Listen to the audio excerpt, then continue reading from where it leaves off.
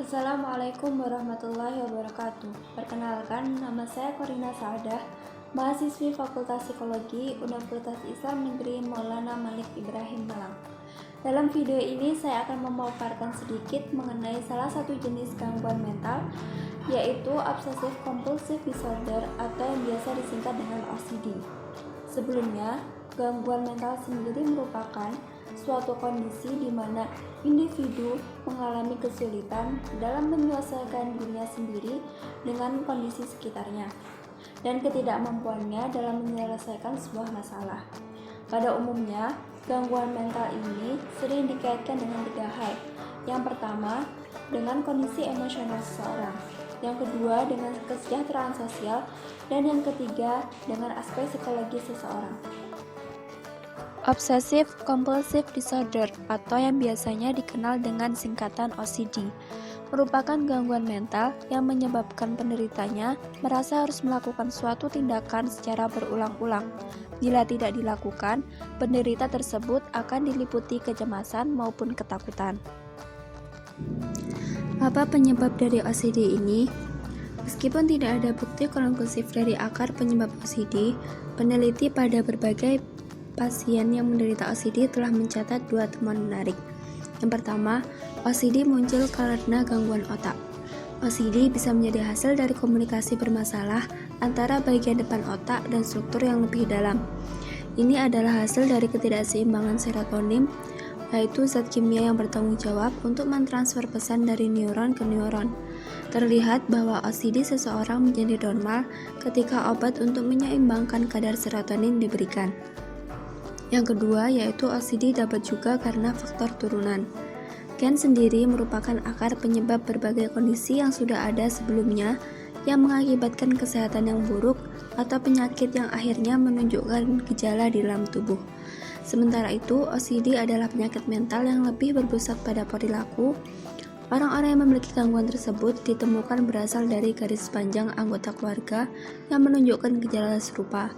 Hal ini menyebabkan psikiater percaya bahwa OCD bisa turun-temurun. Berdasarkan kriteria diagnostis dari DSM-5 atau Diagnostic and Statistical Manual of Mental Disorders 5th edition, seseorang didiagnosa mengalami gangguan OCD jika ia memiliki kriteria diagnosis sebagai berikut.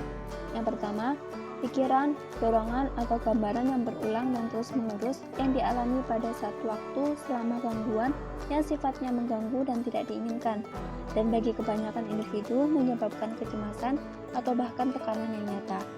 Yang kedua, individu mencoba untuk menekan atau mengabaikan pikiran, dorongan, atau gambaran tersebut untuk menetralisirnya dengan beberapa pikiran lain atau tindakan, yaitu dengan melakukan kompulsi. Gangguan OCD ini mencakup pola obsesi dan kompulsi yang berulang-ulang, atau kombinasi dari keduanya. Obsesi sendiri merupakan pikiran-pikiran yang persisten dan mengganggu, yang menimbulkan kecemasan dan di luar kemampuan individu untuk mengendalikannya. Sedangkan kompulsi merupakan dorongan-dorongan yang tidak dapat ditolak untuk melakukan tingkah laku tertentu secara berulang.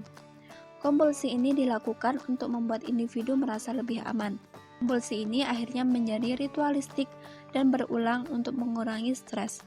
Namun, jika hal tersebut terganggu, individu akan memanfaatkan ketakutan atau obsesi yang tidak realistik karena mereka tidak menyelesaikan keinginan atau kegiatan tersebut. Nah, selanjutnya, apa saja gejala dan tipe yang bisa ditemukan pada penderita OCD? Yang pertama ada tipe washer and cleaner. Tipe gangguan OCD ini merupakan orang yang sangat takut terkontaminasi dengan kuman atau kotoran. Mereka tidak ragu untuk membersihkan diri maupun mencuci tangan berulang-ulang untuk memastikan tidak ada kuman atau kotoran yang menempel.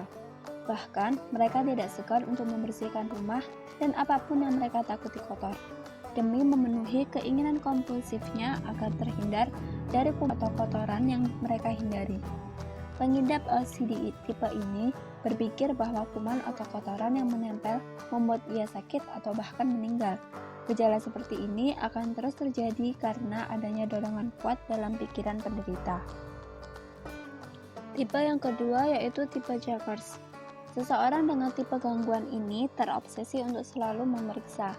Apapun selalu diperiksa ulang oleh pengidap OCD tipe ini.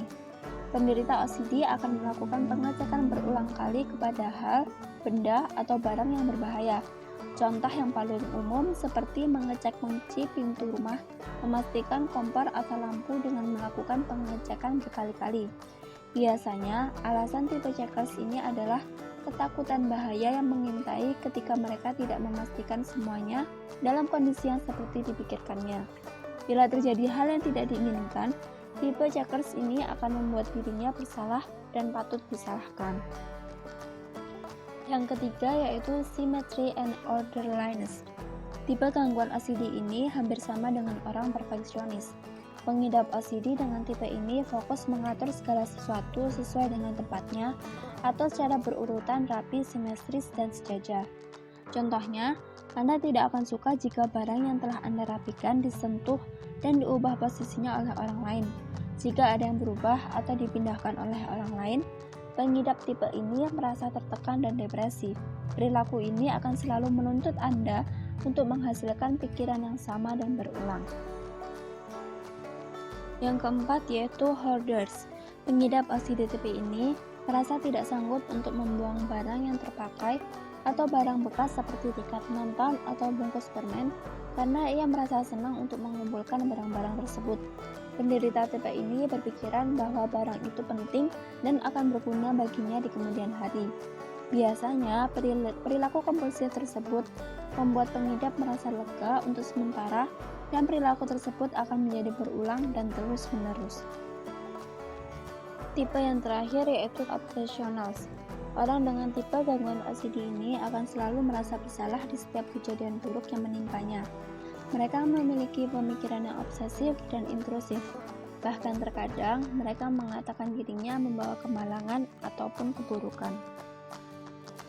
Secara garis besar, penderita OCD ini memiliki berbagai ciri. Di antaranya yaitu yang pertama, memiliki gambaran atau pikiran yang berulang-ulang terhadap suatu hal. Yang kedua, melakukan kegiatan secara berulang-ulang. Yang ketiga, individu tidak dapat mengendalikan pikiran maupun kegiatan yang tidak diinginkannya tersebut. Dan yang terakhir adalah individu tidak mendapatkan kesenangan dari kegiatan yang dilakukannya tersebut. Namun secara sementara, kecemasan tersebut dapat berkurang karena timbulnya pikiran obsesif terhadap diri individu.